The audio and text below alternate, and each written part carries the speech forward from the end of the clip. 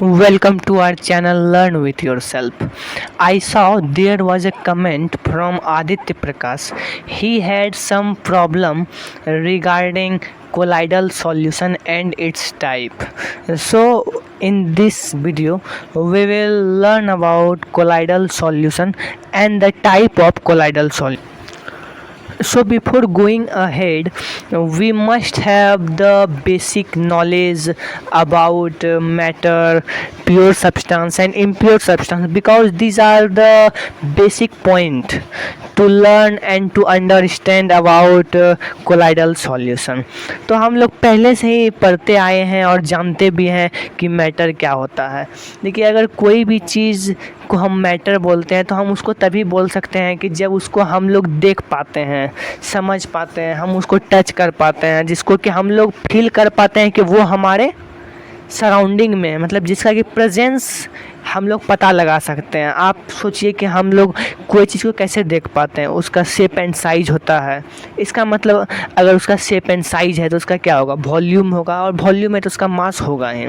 तो यहाँ पर से हम लोग खुद ब खुद मैटर का एक डेफिनेशन डिराइव कर सकते हैं, जो कि बहुत ज़्यादा प्रचलित है कि matter has volume and it occupies some space. तो ये बहुत ही आसान सा बात है और ये बहुत ही छोटे लेवल का बात है, बेसिक सा कंसेप्ट है। तो अब हम लोग देखेंगे कि pure substance and impure substance होता क्या है, और कैसे कोई दो सब्सटेंस फिजिकली कंबाइंड होता है, कब दो सब्सटेंस केमिकली कंबाइंड होता है, और जब फिजिकली कंबाइंड होता है तो कैसा सब्सटेंस बनता है, और जब केमिकली कंबाइंड होता है तो कैसा सब्सटेंस बनता है। तो अभी हम लोग वही सब चीज़ को डिस्कस करेंगे। So let's begin. मैटर को दो पार्ट में बांटा गया है। पहला है pure substance and impure substance. तो हम लोग देखेंगे प्योर सब्सटेंस क्या होता है। तो देखिए, प्योर सब्सटेंस को पहचानने का और उसको समझने का एक बेसिक सा कंसेप्ट ये है कि हर वो सब्सटेंस जो कि सिर्फ एक ही टाइप के मॉलिक्यूल या एक ही टाइप के एटम से मिलके बना हुआ होता है ना, उसको हम लोग प्योर सब्सटेंस बोलते हैं। जैसे कि आप इस फिगर में देख सकते हैं कि ये जो मैटर है जिसको कि हम लोग जूम आउट किए हैं, ये जो है एक ही टाइप के एटम से मिलके बना हुआ है, तो ये आपका प्योर सब्सटेंस हो जाएगा। और अगर आप इस फिगर को भी देखिएगा तो पता चलेगा यहाँ पे जितना भी मॉलिक्यूल, देखिए ये जो है आपका एक एक एटम है और ये दो तीन एटम मिलके मॉलिक्यूल बनाया है। तो आप देख सकते हैं यहाँ पे जितना भी मॉलिक्यूल है सब एक जैसा मॉलिक्यूल है। तो ये जो सब्सटेंस जो हुआ इसको हम लोग प्योर सब्सटेंस बोल सकते हैं। तो हम लोग क्या समझे, प्योर सब्सटेंस क्या होगा। प्योर सब्सटेंस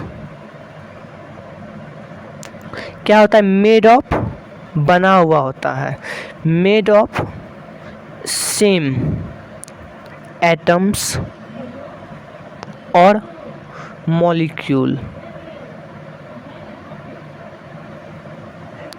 या तो वो सेम टाइप ऑफ एटम से मिलके बना हुआ होता है या सेम टाइप ऑफ मॉलिक्यूल से मिलके बना हुआ होता है, तो उसको हम लोग बोलते हैं प्योर सब्सटेंस। तो चलिए अब हम लोग देखेंगे कि इम्प्योर सब्सटेंस क्या होता है। सो इम्प्योर सब्सटेंस, देखिए इम्प्योर सब्सटेंस का जस्ट अपोजिट है प्योर सब्सटेंस। मतलब कि प्योर सब्सटेंस का जस्ट अपोजिट कौन है, इम्प्योर सब्सटेंस। इम्प्योर सब्सटेंस क्या होता है ना, इसमें जितना भी एटम प्रेजेंट होता है सब डिफरेंट होता है, और जितना मॉलिक्यूल प्रेजेंट होता है सब डिफरेंट होता है। इसका मतलब इम्प्योर सब्सटेंस क्या हुआ, जो कि डिफरेंट टाइप ऑफ एटम से मिलके बना हुआ हो, ये डिफरेंट टाइप ऑफ मॉलिक्यूल से मिलके बना हुआ हो, तो उसको हम लोग बोलते हैं इम्प्योर सब्सटेंस। तो हम लोगों ने क्या देखा, impure substance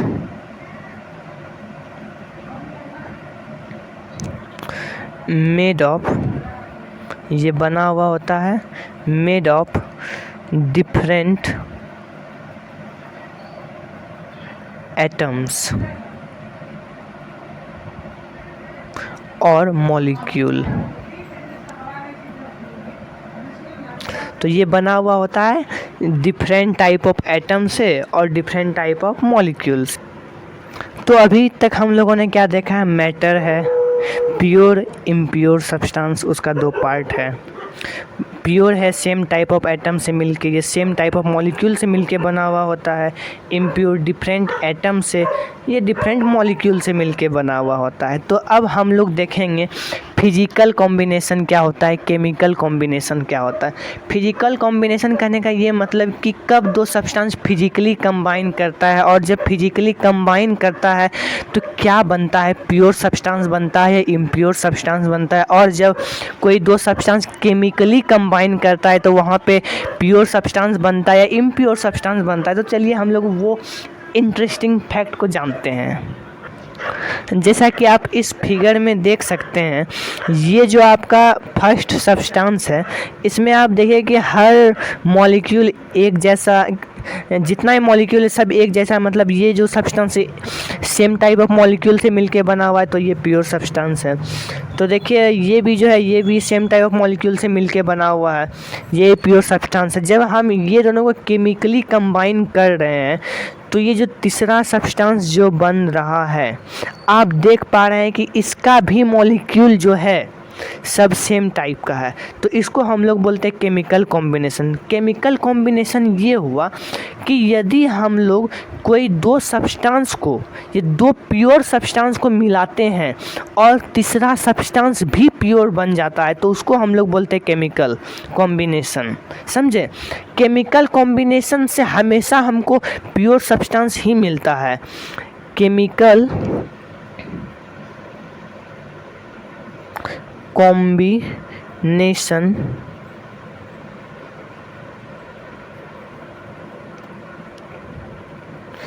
gives us pure substance।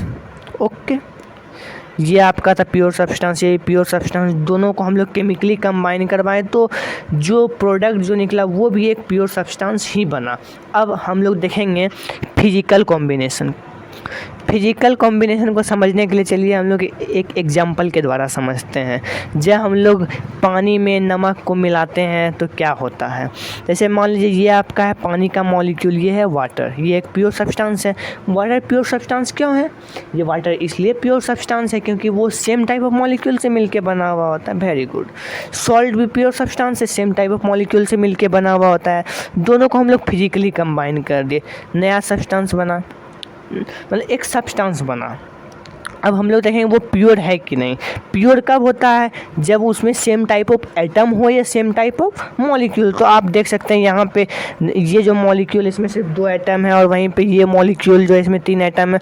इसी तरह आप अगर गौर से देखिएगा तो पता चलेगा कि इसमें सब मॉलिक्यूल एक जैसा नहीं है। तो यहाँ पे ये आपका क्या बन गया? Impure substance. तो यहाँ पे हम लोग एक कंक्लूज़न ये ड्रॉ कर सकते हैं कि फिजिकल कॉम्बिनेशन जब होता है तो प्रोडक्ट जो बनता है तो वहाँ पे हम लोग इम्प्योर सब्सटेंस ही हम लोगों को मिलता है। समझे? यही था फिजिकल कॉम्बिनेशन और केमिकल कॉम्बिनेशन। इसी के आधार पे हम लोग प्योर सब्सटेंस और इम्प्योर सब्सटेंस को बांट पाए हैं। तो चलिए अब हम लोग इम्प्योर सब्सटेंस के डिवीज़न को देखेंगे, क्योंकि इम्प्योर सब्सटेंस के सब टाइप्स में आता है आपका colloidal solution. So let's start. तो देखिए अभी तक हम लोगों ने जितना भी चीज़ सीखा है, लर्न किया है इस वीडियो में, हम लोग इस मैप के द्वारा, ये इस डायग्राम के द्वारा, ये इस फ्लो चार्ट के द्वारा हम लोग समझ सकते हैं। तो पहले हम लोगों ने देखा मैटर 2 पार्ट में, प्योर इम्प्योर। और इम्प्योर और प्योर को हम लोगों ने बहुत ही बेहतर तरीके से देखा। हम लोगों ने फिजिकल कॉम्बिनेशन और केमिकल कॉम्बिनेशन सब देखा। अब हम लोग देखेंगे ये जो इम्प्योर सब्सटेंस जो है इसका 2 पार्ट है, एक होमोजीनस और दूसरा हेट्रोजीनस। देखिए होमोजीनस और हेट्रोजीनस का मतलब क्या होता है। ये जो होमो है ना, इसका मतलब होता है सेम, और ये जो हेट्रो है ना, इसका मतलब होता है डिफरेंट। होमो का क्या मतलब होता है? सेम, और हेट्रो का क्या होता है? मतलब डिफरेंट। देखिए आप इसको बेहतर तरीके से समझ सकते हैं। होमोजीनस ऐसा मिक्सचर होता है ना, देखिए मिक्सचर हम लोग इसलिए बोल रहे हैं क्योंकि हम लोग इम्प्योर सब्सटेंस को मिक्सचर भी बोल सकते हैं। इम्प्योर सब्सटेंस को हम लोग मिक्सचर भी बोल सकते हैं। होमोजीनस मिक्सचर जो है ना, ऐसा मिक्सचर होता है जब अगर आप दो सब्सटेंस को मिला के होमोजीनस मिक्सचर बनाइएगा तो पता चलेगा कि आप डिस्टिंग्विश नहीं कर पा रहे हैं कि ये किस किस चीज़ से मिलके बना हुआ है। मतलब दो चीज़ से मिलके बना हुआ है, लेकिन वो आप दोनों चीज़ को आप अलग नहीं कर पाइएगा देख के। फॉर एग्ज़ाम्पल, पानी में अगर आप चीनी मिला देते हैं या ये नमक ही मिला देते हैं तो क्या आपको दिखाई पड़ता है कि नमक पानी में कहाँ है? वो तो क्या बोलते हैं, हाइड हो जाता है। That is called homogeneous. Homogeneous में वही होता है, दो सब्सटेंस मिल जाता है, कम्प्लीटली डिज़ोल्व हो जाता है, और वो इस तरह से डिज़ोल्व हो जाता है कि हम लोग इजली डिस्टिंग्विश नहीं कर पाते, हम लोग उसको डिस्टिंग्विश ही नहीं कर पाते, समझे। और हेट्रोजीनस में क्या होता है, जब दो सब्सटेंस को मिलाते हैं तो हम लोग उसको क्या बोलते हैं, डिस्टिंग्विश कर सकते हैं। तो होमोजीनस क्या हुआ, दो सब्सटेंस जो यहाँ पे कम्प्लीटली डिज़ोल्व कर जाता है, कम्प्लीटली डिज़ोल्व, ये कम्प्लीटली डिज़ोल्व कर जाता है। और हेट्रोजीनस क्या है, ये नॉट कम्प्लीटली डिज़ोल्व।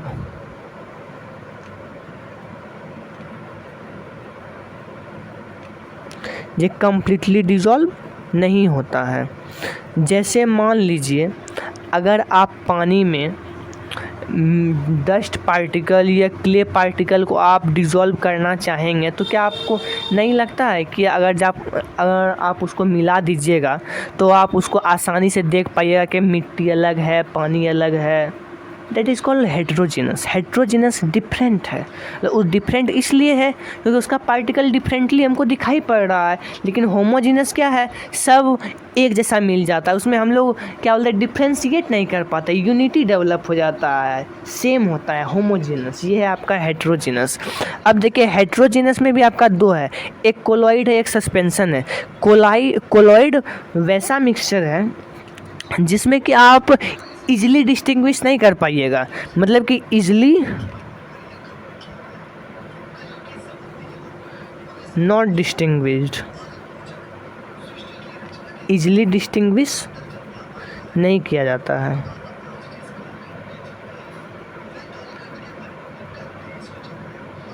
और ये इजीली डिस्टिंग्विश्ड हो जाएगा।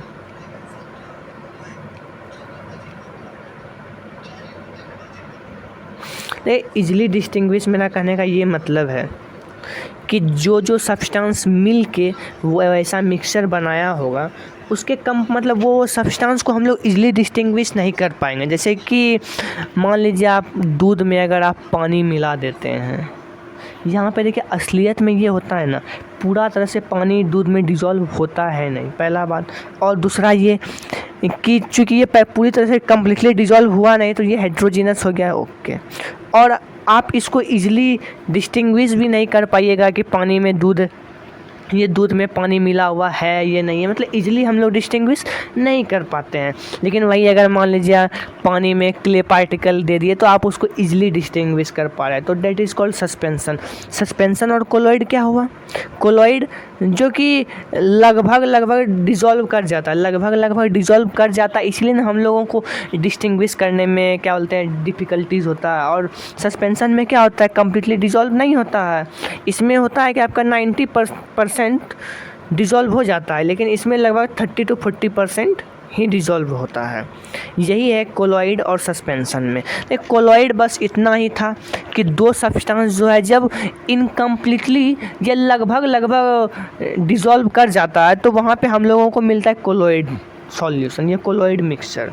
तो यही है कोलॉइड मिक्सचर। हाँ, अब हम लोगों को देखना है कि कोलॉइड का टाइप्स क्या होता है। कोलॉइड का टाइप्स में ज़्यादा कुछ है नहीं, ये हम लोग आसानी से देख सकते हैं, तो चलिए आगे देखते हैं। यही है कोलॉइड्स के टाइप। देखिए कोलॉइड के टाइप समझने के पहले हम लोगों को दो चीज़ समझना होगा, एक होता है डिस्पर्स्ड फेज़ और दूसरा होता है डिस्पर्स्ड मीडियम।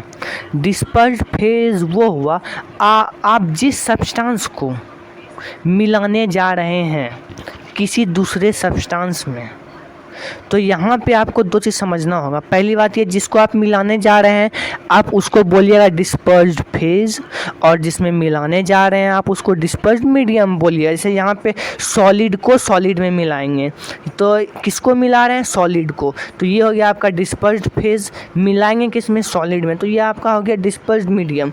और आपको यहाँ पे एक बात ये भी ध्यान में रखना होगा, आप जिस चीज़ को मिला रहे हैं, तो यहाँ पे जो है जिस चीज़ में आप मिला रहे हैं उसका क्वांटिटी हमेशा ज़्यादा होगा। जैसे अगर मान लीजिए आप पानी में चीनी मिलाना चाह रहे हैं, तो पानी का quantity should always be greater than the quantity of sugar, समझें?